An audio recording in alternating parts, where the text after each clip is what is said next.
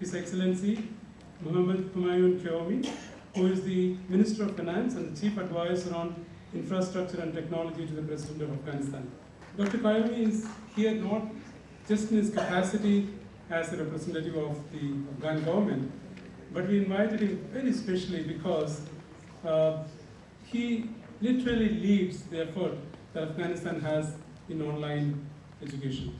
I think his background as the president of San Jose University, where he was there for several years, and earlier as the president of the California State University, probably got him onto this. But I have really not met a minister who is so clued in onto what is happening and who takes, I don't meet too many ministers by the way, but even that, who kind of is very hands-on and is very passionate about taking online education forward. And I have to mention this because I think for many of us in the Asian region, where we are constrained by all kinds of limitations of resources or infrastructure or finances and so on, Afghanistan provides a great model how you can collaborate with the neighboring countries, draw the best from the world, and create a unique learning experience of its own. So we're very pleased to welcome you, Your Excellency, and we look forward to listening to you.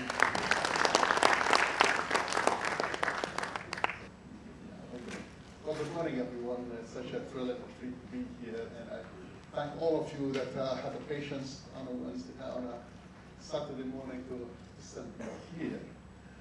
I was going to talk about the topic of connecting the unconnected, and specifically to create the context. I'll talk a little bit about what has been happening with technology, although I know this is preaching to the choir, and then talk, after that talk about impact of that of connectivity, Central Asia, Caucasus, and then go on to talk about my views on education and how we can move forward. Well, less than a decade ago, Clay Shirky originally published a new book, which was subtitled Creativity and Generosity in a Connected Age. He introduced the concept of cognitive surplus, describing how technology makes consumers into collaborators, and why is that really the case for higher education. Indeed, the network of instantaneous communication has really redefined the learning, work, space and time at a global level. These rapid advances in core digital technologies is even more reshaping the nature of competition itself in a way that is particularly encouraging for disruptive innovation. The forces shaping this reality as tectonic shifts. This level of connectivity moves us from scarcity of knowledge to an unimaginable abundance where plethoric avalanche of video and data in which human voice and conversation accounts for a tiny amount of that in this traffic. Given the current zeitgeist for fast-paced changes, one has to be a trailblazer just to stay even and not fall behind in this very hyper-connected world. In this environment, we see that the whole role of citizenship is really being redefined, the whole concept of learning is redefined, and how the relationship of creators and consumers of information are redefined. They want us to participate in an actively as a creator as well as a consumer of information. In the new world, self-organized systems and assessments that flourishes. We must become accustomed to a more logarithmic rather than a linear change of pace. To stay current with these changes, and Silicon Valley about 4 years ago, they coined a new jargon called FOMO. And FOMO was really standing for fear of missing out. And I believe that has become the norm for all of us globally. The impact of hyperconnectivity phenomenon is best described by the prominent futurist Ray Kurzweil in this law of accelerating return, meaning that as order exponentially increases, the time interval between salient events grow shorter and shorter. He predicts that the advances in the 21st century would be equivalent of 20,000 careers. Imagine in one generation we experienced the amount of change from the Egyptian old kingdom till today. And that basically is what we're facing with. Exponential innovation are rapidly moving across boundaries, causing traditional definitions to blur and blend. Therefore, we live at an age where we can build the Star Trek future that we had dreamed about. Today, it's possible for even to solve the big problems and rid out of our civilization all of the ills that has long plagued us, and also take humanity from the eons of knowledge scarcity to an era of unimaginable abundance. This fractal-like quality of hyperconnectivity accounts for disproportionate significant advances in technology that is purely magical. In 2014, two MIT professors, Andrew Effie and Eric Jefferson, published a New York Times bestseller, which was titled "The Second Machine Age: Work, Progress, and Prosperity in a Time of Brilliant Technologies." This book makes a strong case of how we can reach a truly pivotal, influential point in technology thanks to the perfect storm of three powerful forces. First, exponential improvement of technology. Second, the digitization of everything and the network of effects of connected world. And third, exploding combination of possibilities of different innovations that can be remixed at creative ways. So technology-led innovation continues to disrupt incumbents, rendering yesterday's market leaders into merely footnotes of business history. Very few companies or nations can ignore this at the risk of becoming irrelevant. While not only very emerging technologies will append established marketing, some will, and it is imperative that to understand and address this business potential and their societal impacts. Organizations and nations are limited by their knowledge within their, or not limited within their knowledges within their boundaries, and those who remain within the knowledge of their own boundaries will inevitably experience a decreasing rate of return. Organizations that tap to the infinite knowledge outside their boundaries in an increasing rate of return will see an increasing rate of return. Key characteristics for thriving this ecosystem is resilience, adaptable and flexible, and be very hungry to learn. So in short, we are really getting to a point that everything that we know of has an IP address. And basically everything would have to be connected, and they're going to be connected.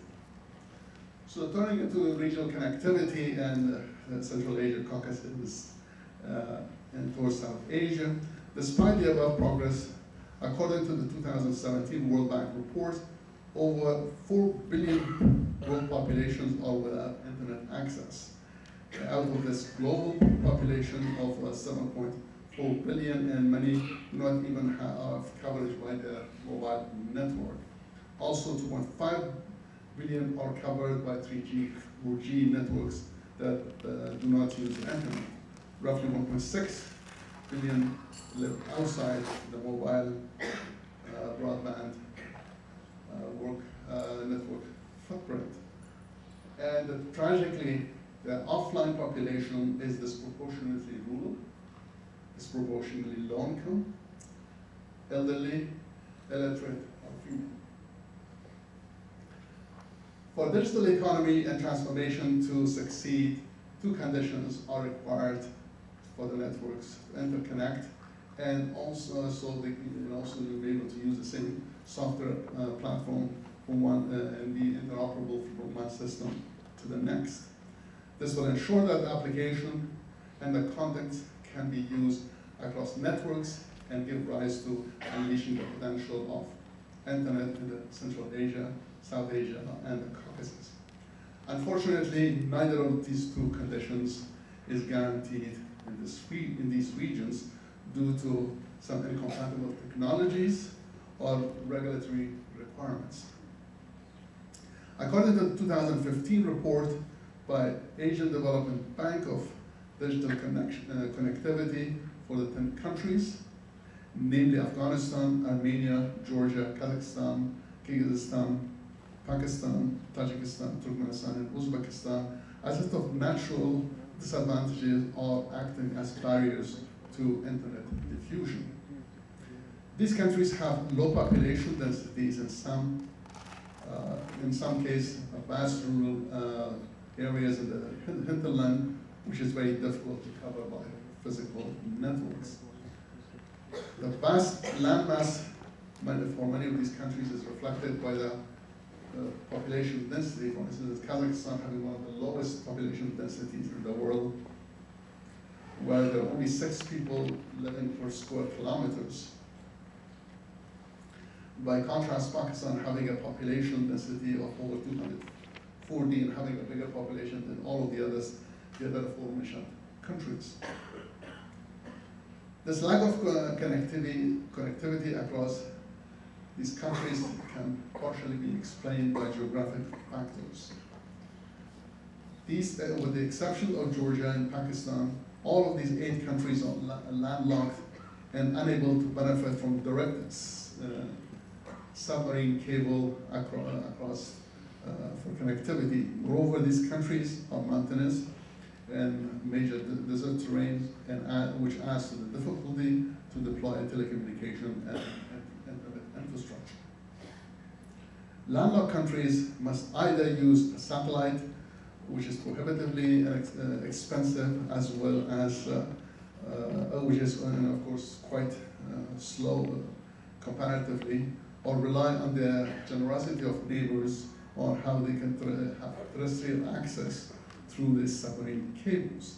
Landlocked countries therefore have to bear the bandwidth and transition costs of interconnection costs that are imposed by their neighbors in addition to the cable infrastructure cost, for instance. And an example, for instance, in 2014, Afghanistan was paying $270 per gigabit. That's why in Afghanistan at that time, the cost of internet was 130 times the US. Although we have made the major changes, we've been able to reduce that one to $6.5 to $5.2 per gigabit, mostly with access to Uzbekistan and Tajikistan, and virtually none from Pakistan. But still, as you can see, even 6.5 and 5.2 are still higher compared to having direct submarine access. This combination of high prices, low speed, and higher latencies has resulted in reduced demand for internet access, and that lack has discouraged ISPs to invest in the necessary infrastructure, networks, and upgrading these systems so they can have higher connectivity for the region, at least for the time being. However, there is also another silver lining. That silver lining is that in all of these aforementioned countries, the population base is comparatively young, who are very likely to adapters for new mobile technology, and who will be the agent of this change in the future of new technologies.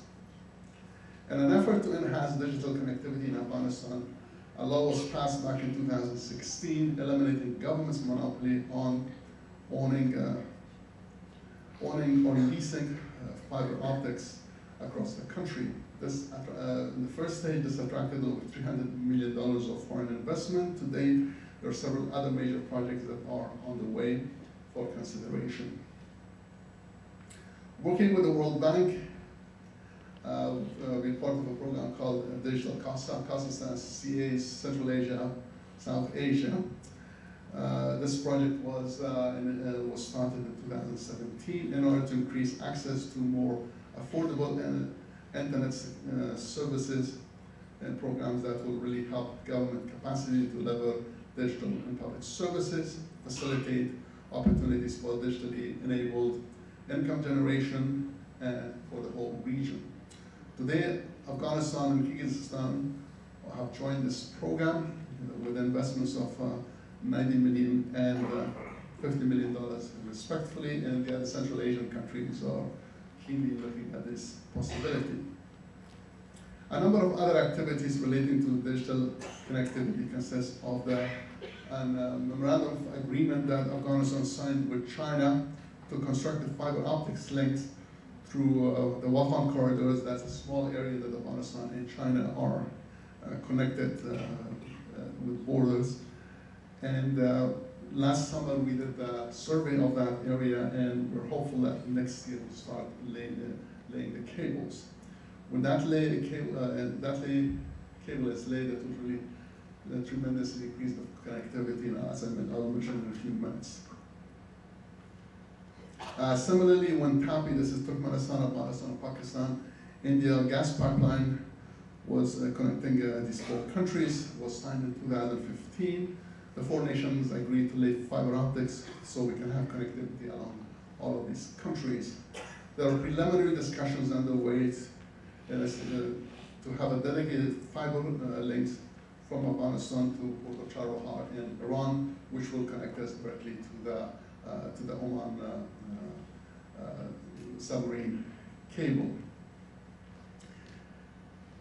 The Trans-Asian Information Superhighway of TASIM that was launched by Azerbaijan in 2008 and adopted by the UN General Assembly in 2009 to connect the countries of Eurasia and Europe and to Eastern Asia, connecting to 20 countries from Frankfurt to Azerbaijan. Today there are discussions with Turkmenistan, Afghanistan, and Azerbaijan, so we can extend that connectivity through the Caspian Sea to Afghanistan, and that along to the port of Turkmenbashi, and then along the Lapis Lazuli corridor in Afghanistan. And when that is connected actually to these other connectivities, it will connect us all the way to China from one end of East Asia to most of Europe, as well as India's connectivity to Europe using alternate terrestrial cables. So these combination of initiatives in Afghanistan will be the digital roundabouts for the region, where we will be the shortest distance from India to the Caucasus, Central Asia to the Arabian Peninsula, China to the Caucasus, Europe, and Africa, believe it or not. And just to give you an idea, between the current time that it takes for a data packet to go from Asia to Europe through the submarine route is about 130 milliseconds. By these routes, it will cut it by over 30, somewhere between 30 to 40 milliseconds. And of course, every millisecond is worth about $100 million of savings. So with that, let me give you a little bit about my view about higher education, and also what's really happening on the use of online technologies. Although in Afghanistan after 2001, there were a lot of universities that started. Now we have about 29 public universities, 130 private universities. The sad thing is that the quality in all of them is quite poor. And we feel that the only way that we can really make a big change was through online education, and how we can really connect our higher education to the rest of the world. As a faculty member, I can say that faculty have this deep tendency to look inwards and only look at themselves and look at the matter rather than the rest of the world. And what I hope that this will really break some of those major paradigms. In terms of our relationship with edX, I can go back when I was a president of San Jose State University, and I met at an event in early 2012. By the end of that year, we started his first course of circuitry that himself was teaching that course. This was a course for our college in San Jose State University. To give you a little bit about the demographics, over half of all of the engineers from Silicon Valley comes from San Jose State and the rest of the world. So the linkages to Silicon Valley is quite distinct. This was a course which was determining whether a student could actually get into engineering or fail. And normally students who were taking the course for the first time were scoring about 39% with a score of C and above. And 61% basically needed to repeat the course. When we used that on our scores, it moved up on the first try to 78%. We still had 2 classes. We moved to 78%. But the midterm, the scores were so good that the teacher could not believe it, so I had to ask some colleagues to say, well, am I having exams at all? And we were able to move that one even higher to about 81 to 80, no, I'm sorry, close to 91%. And then at that time, we were working with Udacity with the idea of combining the two so we can really have a $5,000 college degrees where students could really start in their junior level in high school. And actually, by the time they're in college in 2 years, they will already have their bachelor's degree. A bachelor's degree will only cost them about $5,000, and they can move on. I'm one of those who really believe that having the college, and for the traditional students, having the classroom college experience is quite important. But should it really be 4 years for a college, for an undergraduate degree? And there lies all opportunities that technologies really give us. So based on that one, last February, we signed an agreement with MIT edX for all higher education systems in Afghanistan to establish an Afghan-X. Today, we have 9 universities who are the leading ones, and in fact, as we speak right now, they're all in IIT Mumbai trying to work on getting their 5 courses that they built. Hopefully, they'll have it posted when it gets to the right quality, posted to the edX, and then still our hope is that this year we'll be able to initiate Open edX. With the capabilities such as these platforms, we examine the fundamental shifts for the need on how to fit these technologies to old paradigms. I think the best way that really explains that one is a quote from Qayoumi, CEO of SAP. And his quote was, "Success can be seductive. It can trick us into focusing too rigidly on long-established patterns of thought. That's why it's often too tempting to recycle yesterday's ideas and to form guidelines and dogmas for tomorrow." I hope that we can use the right vision and strategies to avoid this trap. And I think, at least my personal experiences, I hope I'm wrong about it, and I'm wrong about IIM and IIT schools, that in many universities in the US, that's exactly what is happening. When we talk about online education, it's like something lower than face-to-face, and they really make sure it remains that.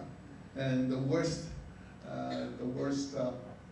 critics and those who are stopping that online education is the faculty union, unfortunately. And if this condition does not change, I think the faculty unions would really move the US's higher education from the kind of level, except for the top institution. The average institution in the US has an admission that more than $1 trillion of debt that students have. I don't think this can really continue in the futures.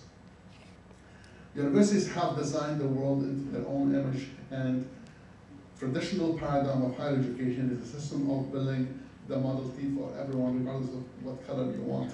So the fundamental question that we face is whether we want to zealously stick to a book of ideas or harness the power of technology to bring a large-scale change that education can seek and reimagine breakthroughs.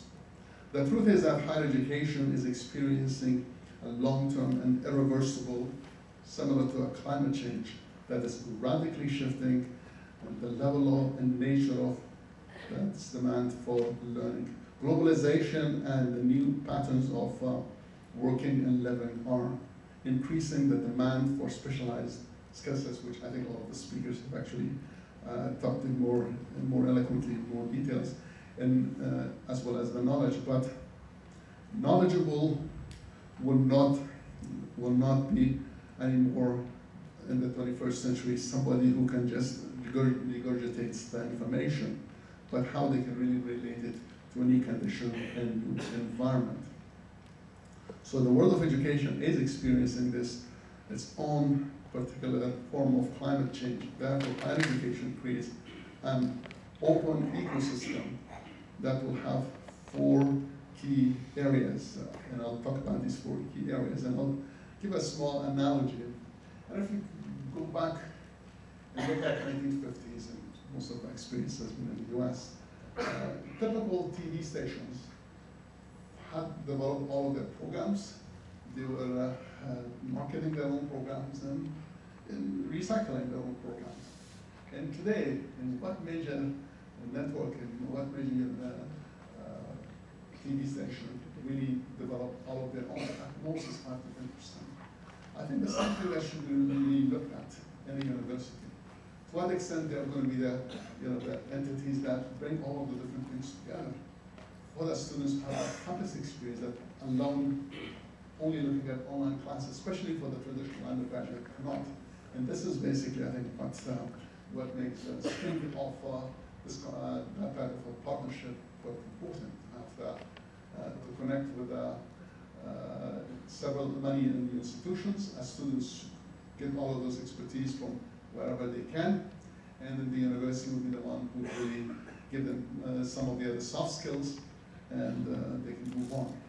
So these 4 characteristics, these are some of the a paper that a colleague of mine, Kim Palese, and one of the leaders in Silicon Valley, and I did back in 2011. It was open learning ecosystem. It is on the Cisco website if anybody is interested. These 4 elements was first, requires innovative methods of teaching and learning. Namely, learning should be redefined in a lifelong process, focus on creativity, flexible skills, and reasoning power, not just content of the knowledge. Teaching and other forms of support for a learning ought to be restructured around student development stage rather than chronological age. When you are in such age, that's what you need to learn. Second, accommodate a very broad mixture of learning providers. A mixture of learning providers means public and private and third sector organizations such as national labs, public broadcasting entities, libraries, museums, corporations, and individuals, in addition to universities, of course, who will provide the content and learning opportunities and instruction for this these will be instructions for learners of all ages. Such a fundamental framework will support a diversity of innovators from reshaping known models of experimental work to high-risk, high-reward projects. 3, remove the old divide between formal education and informal education. Online networks and open content create a vast new opportunities for individuals to learn whatever they need to learn and engage both in formal learning as well as informal learning. Common assessment protocols will reward outcome achievement for lifelong learning objectives rather than merely classroom learning. Learning will evolve the entire community that is relevant and life on the stage, as someone said, because learning has to become green, mobile, and virtual. That basically is what's happening. Fourth and last, learning will have a private, permanent, securing electronic portfolio, which I think we already heard earlier this morning about individuals having their own portfolio that as they learn more, it's all goes to that particular site. The portfolio will be in a cloud for recording achievements. Learning will go beyond the classroom walls and will be collaborative, experiential, and recognizing the value of engagement with peer and social learning, and will provide a unique opportunity for students to learn the content of the same area and from individual development. Learning systems will provide increasingly vast amount of information, transferring them through meaningful and applying them to lifelong learning. So in conclusion, if you look at Ray Kurzweil's comments that as any technology becomes an information technology, it will start advancing exponentially. How higher education has really become a part of that. This is exactly what's happening to higher education, so we can utilize the riches of human capacity and the gift of human imagination as the engine of achievement. Digital education also removes the gender gap and provide access to both gender and equal access to higher education, especially in traditional countries like Afghanistan, where the gender gap is still considerable. As less and less of the 21st century work evolves about routine tasks, even as entry levels, universities are now tasked to with engendering high level of the 21st century meta capabilities such as self-regulation of learning, knowledge construction and synthesis, create adaptability, information management, and critical thinking and digital competencies. Finally, as we aspire to this new form of learning, especially for, I'll say that to the students, treat yourself as a work in progress. And always look at yourself as a beta site, because that's where new knowledge is going to be. According to Reid Hoffman of LinkedIn, in his word, the only four-letter word in the Silicon Valley is finish. Because when you think you're finished, you are. To end my presentation and really to give my view of this, I'll quote one poem from a Persian laureate poet Hafiz, who really and I'll translate it as such. O bird of paradise, bless me with the resolve and determination for this journey, as I have set forth. What I've set forth is a job that is going to take a long time, and I've only taken the first step. Thank you very much for this opportunity. Thank you, Your Excellency. I think, thank you so much for sharing your vision of online learning for us, and I think with your leadership, we are set to see some really good changes in this region, and I really appreciate you doing that. So we will take a couple of questions. So please keep your questions really brief, and then we could listen to the minister. Very briefly, please.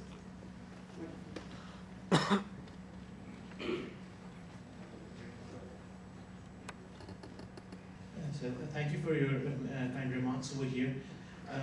Afghanistan may not have had the opportunities in the past 15 years to score high on the Human Development Index, owing to the issues of conflict. It comes down to education also, perhaps the opportunities which educators may have had in 15 years. One thing from the IIT system which has really happened, which I may like to offer, is being representing, and perhaps you may like to consider the NPTEL program. That program is a very unique opportunity, since one of the things which has happened is that when you're doing an engineering derivation, you're showing all the steps on a blackboard, which may help help bridge the gap for engineering educators. Any thoughts that how we can help further? Thank you. Okay. All right, well, that works. Okay, thanks. Well, you're absolutely right. India has been a great partner for Afghanistan. The affinity of the two countries goes over 5,000 years, and specifically the education is one of those areas. That's why we're very working very closely both with IIT Bombay and hopefully with IIM Bangalore. We had a trip a few months ago specifically for that purpose.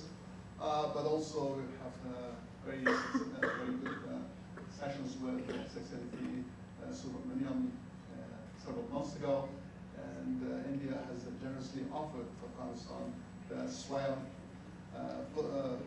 platform as a, to have it as a separate, for Afghanistan to have a separate subdomain, and also have access to all of our the digital libraries and virtual labs. This is tremendous. We cannot thank the Indian government enough. In addition to that, about 3 months ago, I was here with President Ghani visiting Prime Excellency Prime Minister Modi and two of the ministers, with the Minister of Information Technology as well as Labor, offered that all of the platforms they have, Afghanistan can use. So, in fact, recently we just put a global vision statement that everything that we do will be primarily using open system, open platforms, and try to use a lot from India because the distance is so much closer, the affinity is so much stronger, and we have so many students, Afghans who have actually gone to school, and so many institutions in India. So that's why for us it's almost international. So definitely this is basically what we're trying. Good morning, sir. Hello. Sir, good morning. Good morning. I think I heard in the presentation that telling that a gigabyte was costing something to the tune of $200 at one point of time. In a gigabyte of data in Afghanistan. $270. $270. Yes, in 2014. So, in contrast, a gigabyte in India costs about 5 cents. Yes, I know. Yes. So, unless you are able to bring down these costs, Yeah. you cannot expect internet penetration to increase and online education to improve. So, what are the proactive steps you are taking to do this? Well, I think one of the things that I mentioned in this presentation that we've been able to negotiate with other neighboring countries through Kazakhstan, through Tajikistan and Uzbekistan. We get it at $6.5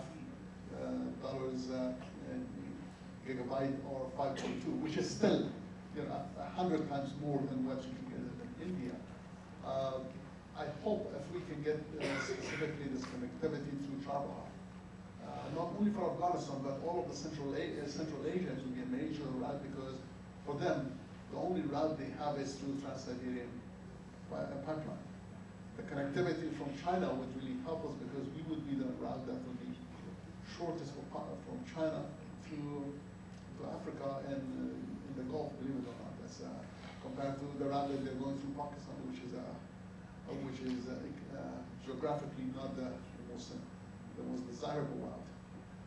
But what we also looking at is, of course, the cost of the data that we buy from the neighboring countries is one. But what are the other steps and things that we really do to make the cost as low as possible? This is where we be concentrating. And we've given the goal for the Minister of Communication IT that this year our cost of internet service should drop by a factor of 10. This is what's going to make it different. But I think even if, let's say, magically we have the line in Charbagh, we have the connectivity, it's 5 cents. But if we have not changed all of the other steps within the ISP providers, this is basically where we have. So we're looking at it from both sides. And the point that you brought is absolutely the case. Okay, if there are no more questions, I would like to invite Professor Vasanthi to present a memento to the Minister. And I also want to especially thank him once again because I know he was not in the best of health and he still decided to stay. And it's very rare that you have someone with this passion staying through the whole of 2 days. You know, most people come and leave. He sat through all of today.